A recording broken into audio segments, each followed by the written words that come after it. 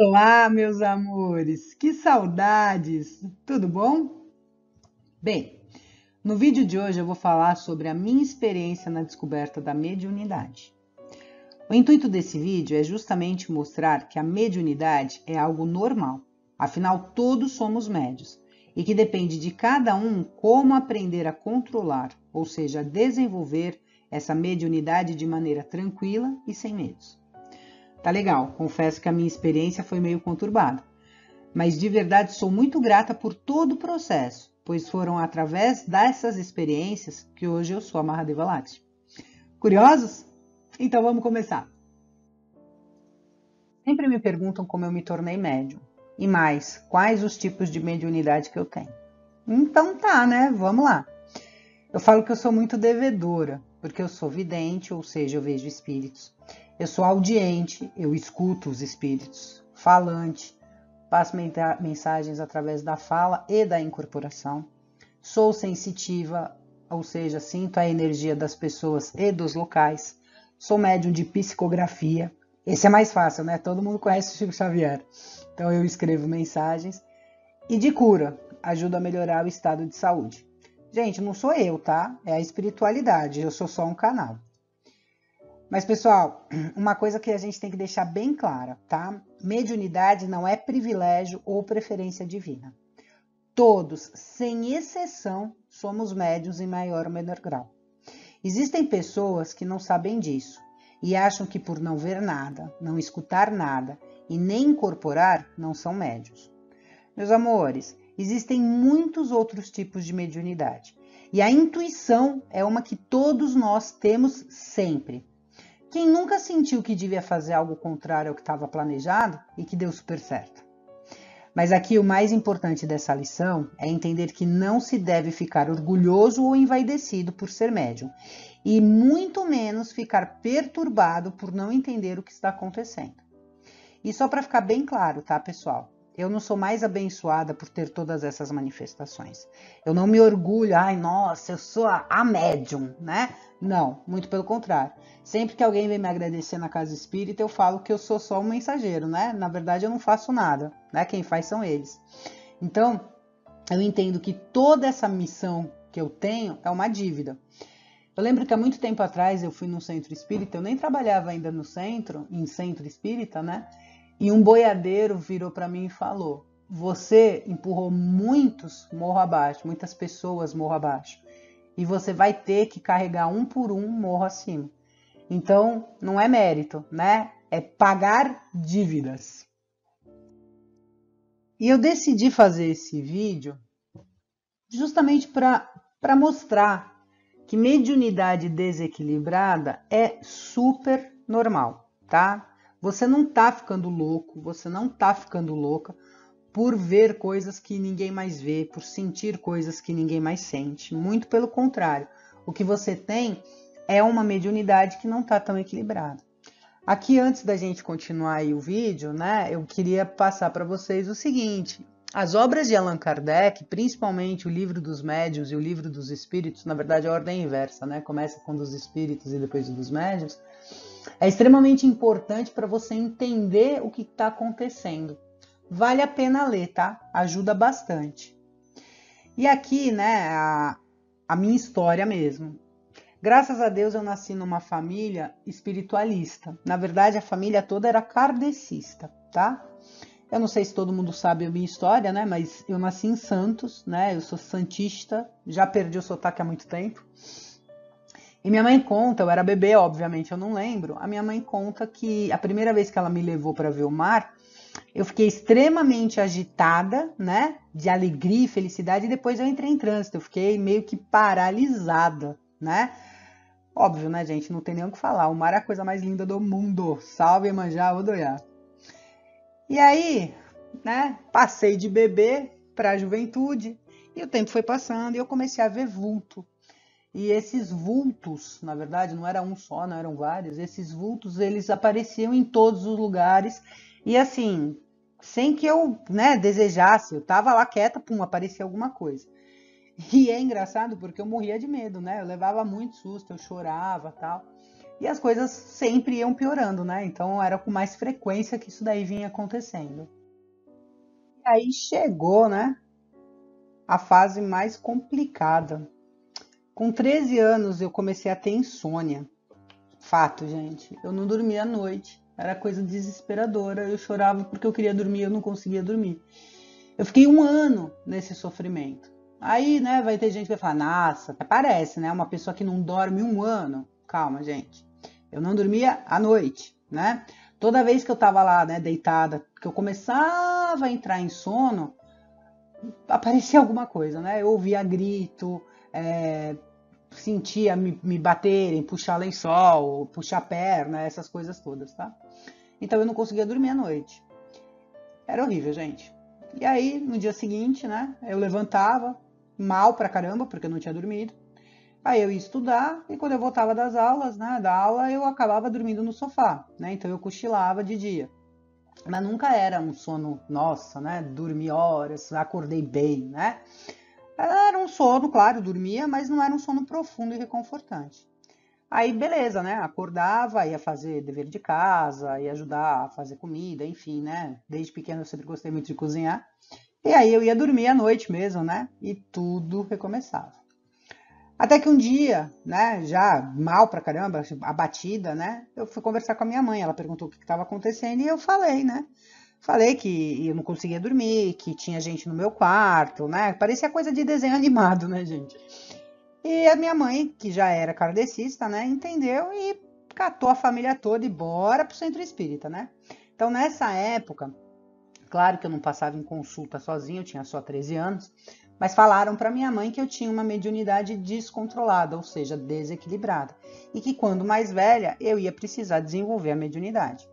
E, gente, toma-lhe passe, viu? Olha, foi um ano que a gente não saía de casa espírita, toda vez tomando passe. Enfim, passou, né? Então, quando eu fiz 14, gente, não é assim exatamente, né? Com 13 anos, exatamente com 14, mas esse período, quando eu estava com 14 anos, as coisas voltaram ao normal, né? E eu, durante esse ano todo, junto com a família, né, frequentando o centro espírita. É claro, gente, é óbvio, isso daí é natural do ser humano, que quando a situação de desespero passa, a gente tende a voltar para a zona de conforto. Ou seja, quando tudo normalizou, começamos a espaçar as idas em casas espíritas, né? A ida em centro, a ida tomar passe, né? A família aí eu deixava de ir, aquela coisa toda, né? Bora lembrar que eu tinha 14 anos, né? E, gente, ficar numa casa espírita 1 hora lá ouvindo palestra, para quem tem 14 anos é uma coisa, né, maçante. Mas graças a Deus, né, essa fase, né, rebelde, ela, por mais que tenha durado um bom tempo, ela passou, né? Depois, né, de muito aprendizado, eu consegui entender, né, o que estava acontecendo comigo, a mediunidade de fato se desenvolveu, né? E eu comecei a trabalhar numa casa espírita, né? Inclusive montei uma casa espírita. E aqui eu coloco, né? Foi um período maior do que eu gostaria com o entendimento que eu tenho hoje, né? Eu não precisava ter começado a entender a espiritualidade tão tarde, podia ter feito isso antes. Mas, de novo, né? Tudo acontece no tempo certo. Não adianta a gente apressar, não vai dar certo. É no tempo correto que as coisas acontecem. Aqui eu vou resumir os fatos mais marcantes, né, para que vocês consigam se identificar caso, né, estejam passando por uma situação assim. Parece filme de terror, tá, pessoal? No começo, quando começou aí a manifestação, eu via vulto. Depois dos vultos, eu via forma. Depois das formas, eu comecei a ver pessoas. Depois eu comecei a ver outras coisas, né? Então, corpo de homem, cabeça de animal, corpo de cabeça de homem, corpo animal, enfim, né? Coisas meio monstruosas, né? Que além de assustar, é óbvio, me assustava muito, né? Me perseguia e me atacava, tá? Era horrível. Eu vou fazer depois um vídeo contando os causos aí que são interessantes, mas eu lembro uma vez que eu estava indo para o colégio, ó, a pessoa é velha, né? Fala colégio, né? Escola. E aí eu tava descendo lá a rua, né? E eu escutei assim: você vai cair! E eu olhei para trás e não vi ninguém, né? E daí a pouco alguém me empurrou, né? Senti realmente com duas mãos nas minhas costas e eu pá, me estatelei no chão. E comecei a ouvir riso e olhava e não tinha ninguém. É uma época muito boa, viu, gente? Foi super gostoso. Outra coisa, né? Eu sentia empurrão, cutucão, beliscão, tapa. Muitas vezes ficava com marcas, né? Eu lembro uma vez também que eu senti uma dor na coxa, né? Forte. Ai, parece que alguém tá me beliscando. Quando eu fui olhar, tava roxo. E não tinha nada, tá, gente? Estranho, né? Mas verdade. Ouvia, né? Zombaria, lamúria, choro, grito, xingamento. Gente, assim, a coisa mais normal que tem é ficar azucrinando o teu ouvido, né? Nossa, zoeira então, né? Zombaria lá, nossa, era muito. E em qualquer local, tá, gente? Desde igreja até velório, eu via e ouvia as coisas. É horrível. E aí, o mais engraçado, né? Quando eu frequentava o centro espírita, né? Comecei no centro, aí eu ia lá tomar passe. Mas era direto, cara. Toda vez que eu tomava passe numa casa espírita, eu incorporava, né? E aí eu passava a maior vergonha, né? Porque davam um passe, todo mundo. Era passe coletivo, né? Geralmente é assim nas casas.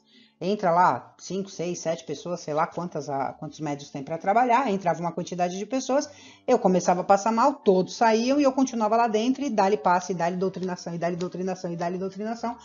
E eu passando vergonha, né? Voltava, ouvia a palestra, ia embora e nunca mais voltava, tá? Isso daí, gente, era a coisa mais comum. Que eu frequentei de casa espírita por causa da vergonha que eu passava, não, perdi as contas. E aqui, gente, né? Eu quero deixar claro, eu quero explicar uma coisa muito importante, tá? Isso com o conhecimento que eu tenho hoje. É o seguinte, não é vergonha nenhuma você ir numa casa e acabar incorporando, tá legal? Isso, na verdade, significa que quem tá do teu lado precisa se manifestar. E a casa é o local apropriado para isso. Presta atenção no seguinte, tá? Eu sei que é vergonhoso, né? Você tá lá, você foi tomar um passe e começa todo mundo a ficar em cima de você e, cara, é horrível. Eu sei porque eu passei por isso. Só que o médium, né? O médium que trabalha na casa, ou seja, o trabalhador do bem, ele jamais julga. Muito pelo contrário, o que ele olha, né? É o irmão aflito que está tentando se manifestar. Então não pense que é vergonhoso. Ah, não, dei vexame na casa, não vou mais. Pelo contrário, continue indo porque está te fazendo bem e está fazendo bem para quem precisa, tá? E aí, né, para ficar muito claro, no começo da minha mediunidade, o que mais acontecia, né, era ver espírito sofredor, vamos chamar assim, né, os menos esclarecidos. Gente, toda mediunidade que é desequilibrada, você não consegue, no começo, né, ver os espíritos de luz, né? Geralmente você vê coisa negativa, né?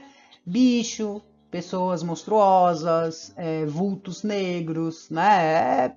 Gente, é realmente bastante complicado, tá? Mas o tempo vai passando, você vai melhorando, você vai se firmando e a própria, né, espiritualidade vem trazendo aí mais próximos amigos de luz. E foi, né, quando eu estava lá com meus 16, 17 anos mais ou menos, 15, 16 acho, que eu vi o meu primeiro amigo, na verdade a minha primeira amiga de luz, que foi a sensação mais maravilhosa. Eu tenho 49 anos, gente, e eu lembro como se estivesse acontecendo agora. Exatamente o que aconteceu, gente, foi maravilhoso. É claro que na nossa vida, né, até mesmo no tarô eu vejo muito isso, as pessoas, todas as pessoas, têm 4 focos, né? Amor, saúde, família e profissional, tá? E eu não sou diferente. Então, eu estava em Santos, né, no meio de choro e oração, né? Eu tinha acabado de terminar um relacionamento. E lá no desespero, chorando, né, pedindo, e sempre em Santos, né, porque já disse, eu tenho uma conexão muito grande com Iemanjá. Eu comecei a rezar, né, e chorar. E aí eu vi uma luz branca se formando. E aí eu vi Iemanjá. É claro que na hora, porque a gente não confia na mediunidade, a gente acredita que a gente imagina as coisas, eu falei, eu tô imaginando, né? Mas eu não tava, né? Realmente Iemanjá apareceu para mim. Eu não vi o rosto, o olho, boca, nariz, eu não vi, né? Mas eu vi a roupa, o cabelo, eu vi o corpo, eu lembro do vestido azul, ela de braços abertos. E eu comecei a sentir uma paz, era como se meu coração tivesse tão quente, com tanto amor, com tanta harmonia, que eu não sentia há muito tempo, né? E acho que, nossa, acho que eu nunca tinha sentido, na verdade. E aí, nesse momento, é maravilhoso, né, a espiritualidade. Nesse momento, eu comecei a chorar de alegria. Esqueci o sofrimento, né? Eu só via coisa ruim até então, né? Coitado dos amigos espirituais, né? Trevosos. Mas assim, eu nunca tinha visto um espírito de luz, né? Visto um espírito de luz. E eu comecei a chorar de tanta alegria, agradecendo a presença de Iemanjá, que nesse momento eu comecei a sentir cheiro de rosas. E aí, gente, foi a coisa mais maravilhosa do mundo. Além do cheiro de rosas, a Iemanjá na minha frente, Odoiá, minha mãe, né? Eu comecei a ver pétalas de rosas brancas caírem. Então essas pétalas, elas caíam em mim, né, na minha cabeça, caía na sala, que era onde eu estava, e conforme elas iam encostando em mim, nos móveis, no chão, elas iam se tornando pontos de luz. Gente, foi a coisa mais maravilhosa do mundo, uma das sensações mais lindas que eu já tive. E aí eu brinco que foi nesse dia que eu vi a Iemanjá que eu desentupi, né, o canal da visão e da audição dos amigos do bem. Porque a partir desse dia eu comecei a ver mais espíritos de luz, né? Então começou uma nova fase na minha vida. Não é que eu deixei de ver, né, o lado sombrio da força, né? Mas eu comecei a ver o lado positivo. Então o medo que era imenso, né, começou a dar lugar para curiosidade. Por que que eu tô vendo o negativo, né? Se eu também vejo positivo, o que que tá acontecendo? E aí eu comecei a de fato estudar a espiritualidade. Já falei, né? Comecei a ler o livro dos espíritos no começo. É a coisa mais maravilhosa do mundo, gente, né? Desejo do fundo do coração que todos vocês tenham a oportunidade de ver um amigo do bem aí ao seu lado, sentir a sua presença, porque é maravilhoso. E aí, né? Cansei de frequentar centro espírita, terreiro de umbanda, igreja, participava de grupos de estudo, fui para Seixonoye, fui para o hinduísmo, ó, o nome Mahadeva Lakshmi, né? Fui para o hinduísmo, fui para Seixonoye, que eu achava legal pra caramba. Ai, gente, budismo. Eu fui para tanto canto, que é por isso que eu falo que hoje eu não sou espírita, né? Eu sou espiritualista. E tenho, meu, muito prazer, me sinto honrada, não orgulhosa ou envaidecida, mas me sinto honrada em poder dar passagem, né? Ou seja, deixar incorporar, né? Permitir a incorporação dos amigos de luz que vem no centro, né? Porque a casa que nós temos aqui é o grupo espiritualista, não é um terreiro, mas a gente dá passagem, né? Eu dou passagem para Preto Velho, Marinheiro, Caboclo, Exu, Pombagira, que também trabalham na lei, tá, gente? São espíritos de luz, sim. E também para os espíritos sofredores, né? Que desde cedo me acompanharam, né? E me acompanham nas reuniões de doutrinação, que são conhecidas também como trabalhos de desobsessão. É a coisa mais maravilhosa, gente. Uma outra coisa também nessa jornada e que eu aprendi foi entender por que as pessoas, quando vão em algum local de oração, saem melhor, né? É a fé? Claro que é a fé, né? Mas independente da fé, é a energia que se recebe, né? Quando você vai numa casa espírita, numa igreja, enfim, né? Independente de você ver ou não o que está acontecendo no astral, todos, sem nenhuma exceção, recebem energia de refazimento, de equilíbrio, de amor. É a coisa mais maravilhosa que tem, né? Quem tem vidência e vai numa igreja, por exemplo, no meio de uma missa, porque eu já frequentei também, né? Óbvio, já falei. Você vê um monte de amigos espirituais, anjos, né?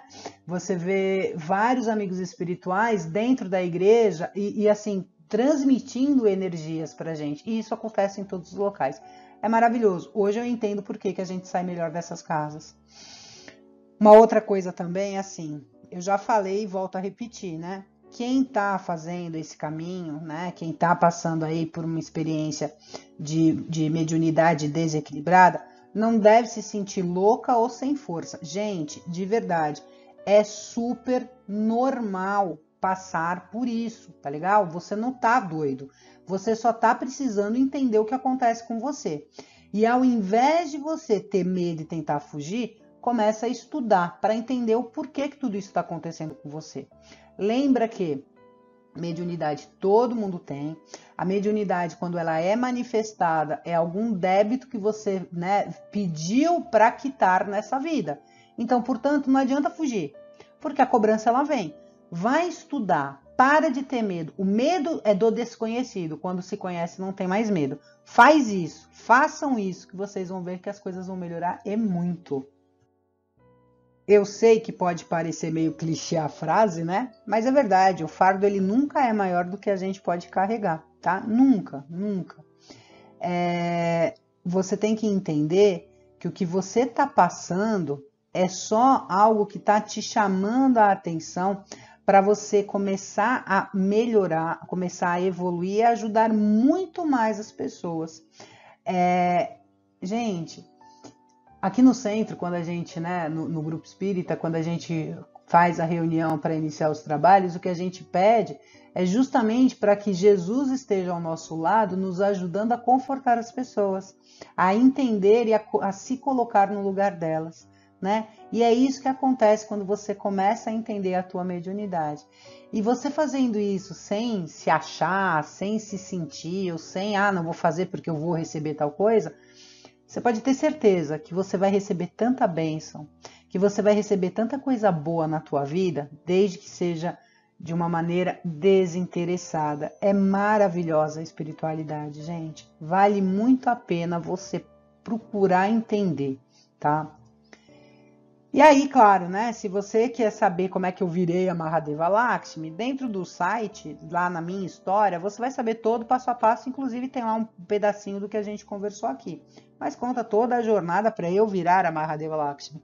Mas de qualquer maneira, se você ficou com alguma dúvida, ou se você quiser contar para mim a tua história, entre em contato, tá? Eu vou ficar super feliz, de verdade, da gente trocar experiência. Se você tem alguma dúvida, pergunta. Se eu souber, muito que bem. Se eu não souber, a gente vai pesquisar junto, a gente pergunta para os mentores. Não importa. O que importa, assim, sinta-se acolhido, sinta-se acolhida, porque eu fui muito acolhida, tanto por pessoas encarnadas quanto por amigos desencarnados. E eu quero que você sinta isso de coração. Meu amor, que Deus lhe abençoe e que te ajude a ver as coisas sempre no seu melhor aspecto, entendendo que não tem problema, e sim oportunidade de crescimento. Tudo que você está passando é uma fase, que a hora que você conseguir entender de verdade, você vai ver que é maravilhosa. É maravilhosa, eu não me arrependo de absolutamente nada do que aconteceu na minha vida. E eu desejo isso para você. Que Jesus lhes abençoe, que vocês fiquem em paz. E de novo, se precisar comentar alguma coisa, entre em contato aqui comigo, tá bom?